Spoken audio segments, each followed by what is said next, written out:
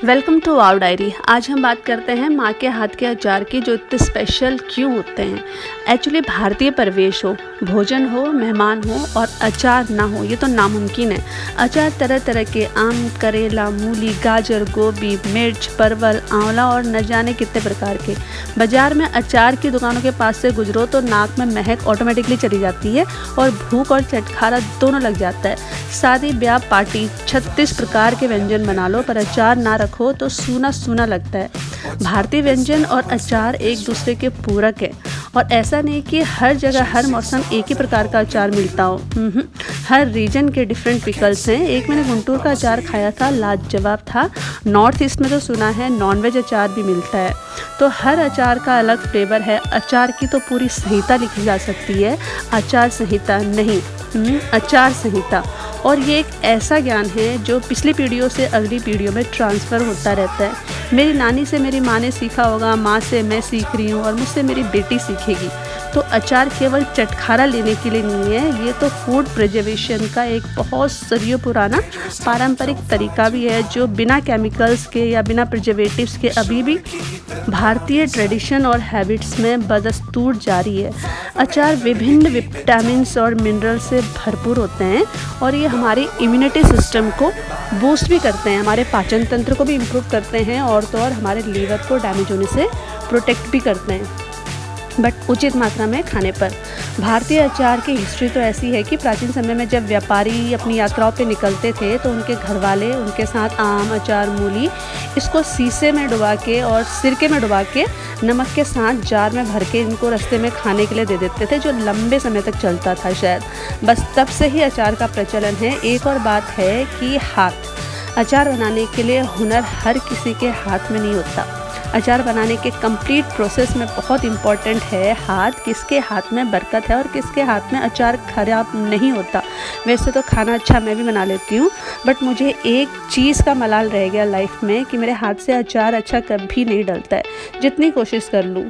तो अचार मैं अपनी माँ से ही डलवाती हूँ। ये मेरी माँ आम का अचार डालते हुए 15 किलो आम को लिया, उसको काट कर उसका बीज अलग किया और उसे एक बड़ी बाल्टी में डाल दिया। स्टील या प्लास्टिक की बाल्टी लेनी चाहिए, बाकी मेटल्स की बाल्टी नहीं लेनी चाहिए। और उसमें हमने आधा केजी नमक डाला है और 200 ग्राम हल्दी डालकर अच्छे से मिलाया हाथ से, और रात भर उसको ढक्कन लगा कर रख दिया। सुबह बाल्टी आधे पानी से भर जाती है। नमक जो होता है वो पूरा पानी छोड़ देता है अचार का, और उसमें से बाल्टी में से पूरा पानी रिमूव कर दो और आम के टुकड़ों को चादर में सुखाओ धूप में। 2 दिन तक सुखाना चाहिए। अगर धूप अच्छी खासी है तो 1-1.5 दिन रख सकते हैं। उसके बाद शुरू होता है द रियल टास्क। एक बड़ी परात लो, ये एक ऐसा बर्तन होता है, इसी को परात बोला जाता है। तो इसमें एक बार में तो फिट नहीं आया, 2 बारी में अचार डालना पड़ा, यानी मिक्स करना पड़ा। बहुत ज़्यादा हैवी इंग्रेडिएंट्स की तो बिल्कुल ज़रूरत ही नहीं है ना, बट जो इम्पॉर्टेंट है ना वो है प्यार, पेशेंस, स्किल और टाइम, जो मेरी माँ के पास अगर 100% है तो मेरे पास 50% है, और आने वाली जनरेशन के पास 20% ही होगी। तो देखिए इंग्रेडिएंट्स में 1 पाव साबुत धनिया भुना और उसको दरदरा पीस दिया। सेम अमाउंट का मोटा वाला सौंफ, उसको भी भुना हुआ है, और दरदरा तो नहीं पीसना है, बट उसको ऐसे पीसना है कि उसके एक दाने के 2 या 3 पीसेस हो जाएं। 150 ग्राम मेथी के दाने लिए हैं, हल्का भुनना है इनको साबुत ऐसे ही डाल देना है, पीसना नहीं है। और 150 ग्राम ही कलौंजी ली है, वो भी भुनी हुई है, इसको भी पीसना ही है, उसको एज इट इज़ साबुत डाल देना है। मसाले मिक्स करने के लिए सरसों का तेल लिया था आधा लीटर, उसको गरम करके फिर उसको ठंडा करके फिर इस मसालों को मिक्स करने के लिए यूज़ किया जाता है। बाकी नमक, हल्दी, मिर्च, कश्मीरी मिर्च वो अपने टेस्ट के अकॉर्डिंग आप जितना डालना चाहो, और ये कलर के अकॉर्डिंग भी आप उसको डाल सकते हो। और फाइनली माँ के हाथों का ढेर सारा प्यार और हुनर चाहिए होता है। अब देखो मेरी माँ कितने सलीके से सारे मसालों को आम के साथ मिक्स कर चुकी है, और कितने लगन से एक एक आम में मसाले को भर रही है। मैं तो खुद ही हैरान हूँ कि ये सब कुछ करने को इतना टाइम, पेशेंस मैं कहाँ से लाऊंगी। देखिए रेसिपी तो आपको गूगल, यूट्यूब, बुक्स, मैगज़ीन कहीं से भी मिल जाएगी, बट जो नहीं मिलेगा ना वो है माँ के हाथों का स्वाद और बरकत। देखिए ना कैसे एक एक पीस को संपूर्ण समझकर उस पर वर्क कर रही है और फिर सेम प्रोसेस को दूसरे पीस के लिए भी फॉलो कर रही है। और ये 3-4 पीसेस के लिए नहीं है, ऐसी प्रोसेस जो है वो 15 किलो आम के हर एक पीस के लिए फॉलो कर रही है और हर एक पीस पे सेम प्रोसेस अप्लाई कर रही है।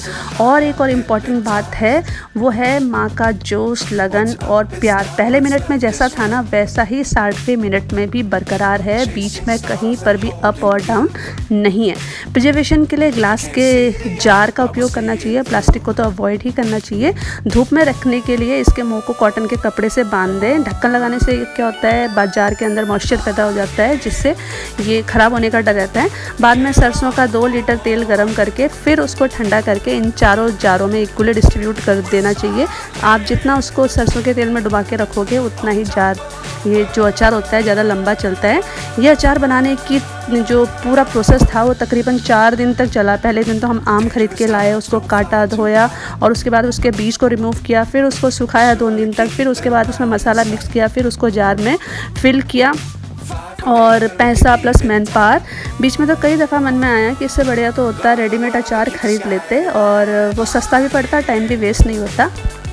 बट माँ के हाथ के अचार का प्रोसेस तो डिफ़िकल्ट है, टाइम कंज्यूमिंग भी है, एक्सपेंसिव भी है। बट हमने 3-4 दिन साथ में बैठकर जो समय बिताया, अचार बनाने का प्रोसेस देखा, माँ का डेडिकेशन देखा, तो उसके सामने ये जो बाजारू चीज़ें हैं उसकी कोई वैल्यू ही नहीं रह जाती। अब जितनी बार अचार खाएंगे ना, माँ के हाथ के अचार को ही नहीं बल्कि माँ के स्पर्श को भी फील करेंगे। पता नहीं ये ट्रेडिशन आने वाले जेन जी कभी देख पाएगा या नहीं। पैक्ड फूड खाने वाले, जोमेटो फूड खाने वाली जनरेशन अचार को हमारे वर्ल्ड से, हमारी दुनिया से, हमारे देश से, हमारे समाज से और हमारे पारिवारिक माहौल से कहीं हमेशा के लिए एक्सटिंक्ट ना कर दे और माँ के स्पर्श को भी कहीं मिस ना कर दे।